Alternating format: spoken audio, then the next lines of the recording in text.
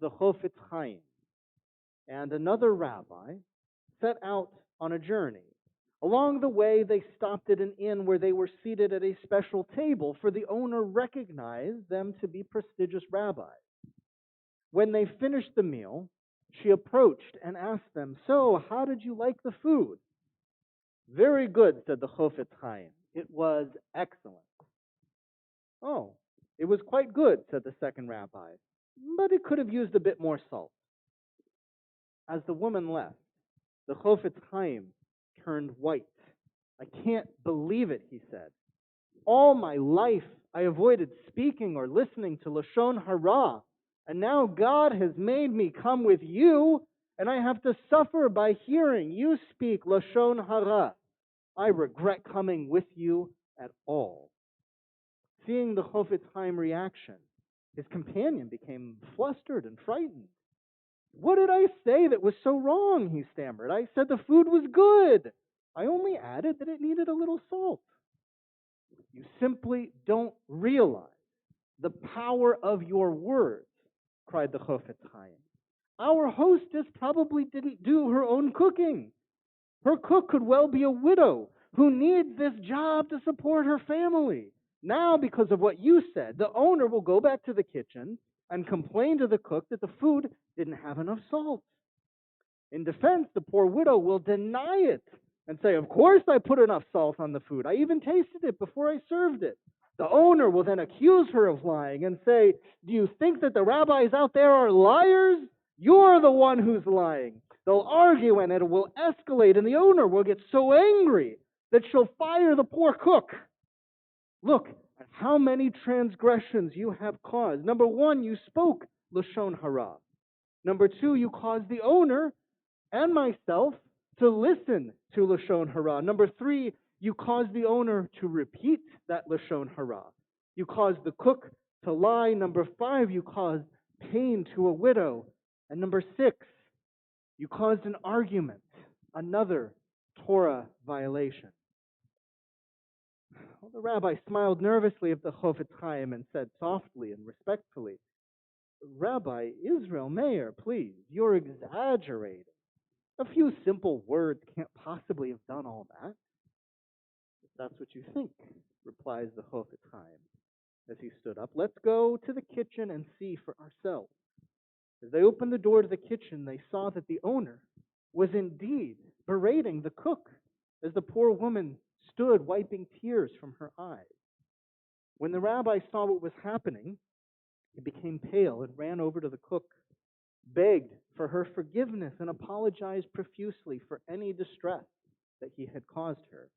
He pleaded with the owner to forgive her and let the incident be forgotten and let the woman keep her job. He even offered to pay her to keep the cook. Well, the innkeeper was really a kind woman, and so she also wanted to fulfill the rabbi's request. Of course," she said. "I only wanted to impress on her that she really needs to be more careful. She really is a fine cook, and her job will remain with her here." What is it that makes Lashon Hara, or harmful speech, so pernicious a transgression? Why do we speak in ways that can harm others?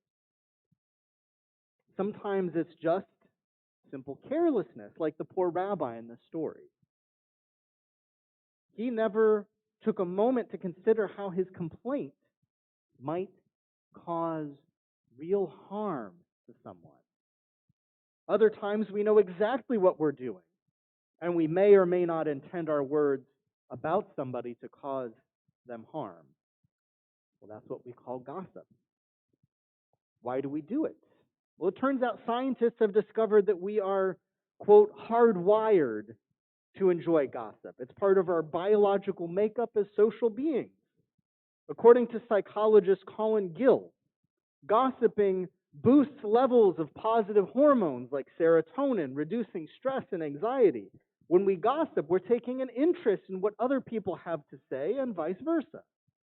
And bonding with them makes us feel happier, releasing those feel-good chemicals. While gossip does have its benefits, there are good arguments to be made against it. Gossip excludes. We love the feeling of belonging, and gossip is a powerful way of establishing an us at the exclusion to them. Gossip ruins reputation. A reputation is hard to build, but once it's broken, it's even harder to repair. Gossip often happens without the facts or reasons or circumstances, the nuance, but it comes with an authority of truth. Gossip pulls rank. Gossiping gives us false sense of moral superiority. To gossip about someone is to elevate yourself above him or her. Gossip creates a herd mentality. It leads to groupthink, which occurs when a group makes faulty decisions because of group pressures. The worst kind of human behavior can result when we start letting herd mentality settle the question of what is true and false, what is right and wrong. The Talmud minces no words when it comes to malicious gossip. Anyone who speaks Lashon Hara, the Talmud says, it is appropriate to stone them. As it is written in the Psalms, whoever defames his neighbor in secret, I will destroy him. It goes on to say that anyone who commits Lashon Hara has committed 3 transgressions equal to murder. One against themselves because they have destroyed their own good nature. A second against the person who heard the gossip because they are permanently compromised and cannot unhear what they have heard. And third, of course, for the person against whom the harmful gossip is directed. Their name has been damaged without their even knowing. They're injured and do not know that they are bleeding. According to the Talmud, such speech immediately drives God's presence out of the world. Now, the rabbis relate all of this to our Torah portion, Tazria-Metzora, which on its face is a detailed discussion about a pernicious and infectious disease. On the surface, we might think that the Torah is all about a physical ailment, but in reality, it is about a spiritual affliction. It is one which is highly infectious, which leads to people being cast out of the camp and seemingly spreads even through the walls. It's called Metzora, sometimes mistakenly translated as leper, when in reality it should be parsed Motzi Shem Ra, one who spreads a bad name. Don't be careless in your speech. It's a transgression which can be committed so casually, but once you have said something, it can never be unsaid. Often the teshuvah, the repentance for spreading gossip, or even hearing gossip, is extremely difficult. It can be like trying to put the toothpaste back into the tube, or putting feathers back into a pillowcase after they have been scattered to the wind. Our words travel far and quickly, and they make a real impact on the world.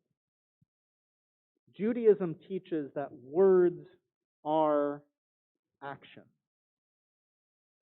Lashon Hara is a transgression, regardless of whether or not the rumor we spread is intended to bring judgment against someone or intended to harm them. It is a transgression regardless of whether or not it is true. It is a transgression whether or not we even realize that we're starting or spreading a rumor. It is a sin as serious as murder. A student of mine made a painting for me, which Linda has hung over the dining room table. And I believe it contains the best advice for avoiding spreading Lashon Hara. It reads, before you speak, think. T-H-I-N-K. Is it true? Is it helpful, inspiring, necessary, kind? Well, the rabbi's comment about the salt may have been true, but it was not kind, necessary, or even helpful. I hope that you remember this advice the next time you're with someone who is feeling a little bit salty. Shabbat Shalom.